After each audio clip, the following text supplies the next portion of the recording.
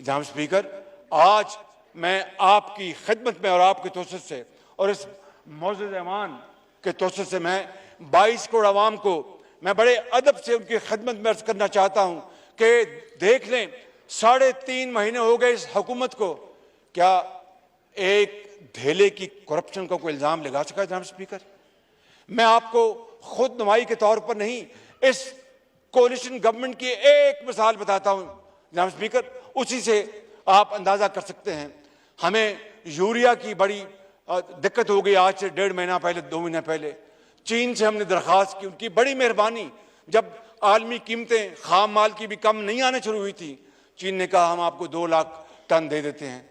G2G गुफ्तगू हुई, आपकी इस हुकूमत ने जनाब स्पीकर सब ने मिलकर $600 से शुरू हुई कीमतें 500 पर लेके आए।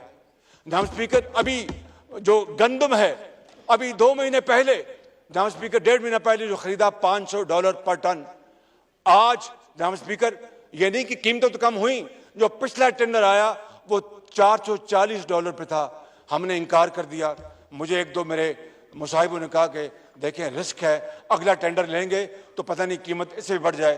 तो किसी ने कहा कि फिर शहबाज शरीफ साहब, ऐसा तो होता है ऐसे कामों में, और रब ताला का अपना बेपाया फजलो करम है कि जो हम दोबारा टेंडर आए तो $404 पे आया। जनाब स्पीकर, कीमतें से ज्यादा हो सकती थी, ये मेरे हाथ में तो नहीं, अल्लाह के हाथ में है, लेकिन कोशिश करना हमारा फर्ज है।